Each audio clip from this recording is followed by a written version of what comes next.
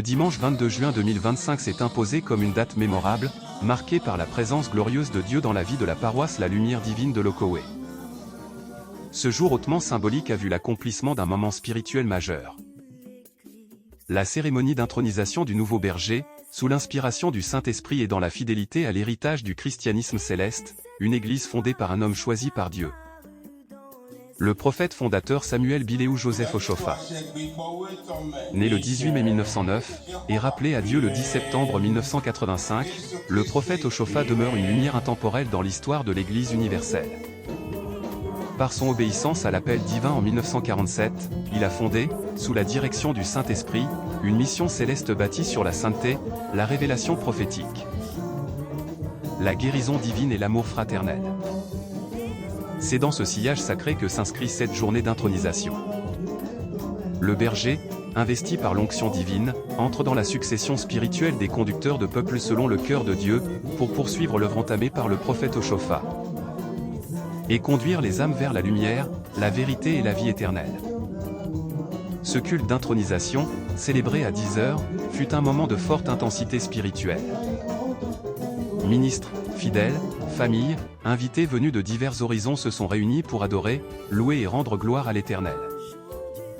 Ce fut un moment de consécration solennelle, d'élévation ministérielle et de renouvellement de l'engagement collectif envers la vision divine.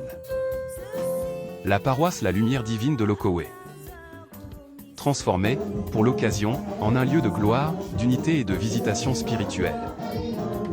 Ce jour a permis non seulement d'accueillir un nouveau berger, mais aussi de réaffirmer notre ancrage dans les fondements établis par le prophète Oshofa. Un ministère basé sur la puissance de la prière, le jeûne, la révélation, et la sainteté. Sa vie demeure un modèle de foi, de sacrifice et de fidélité. Son œuvre continue d'inspirer et de guider des milliers de paroisses dans le monde entier. La présence massive et priante du peuple de Dieu fut une démonstration de foi vivante, de soutien et d'encouragement. Elle confirme que cette intronisation n'est pas un simple événement, c'est un temps de Dieu, un nouveau départ pour une communauté prête à marcher selon l'Esprit.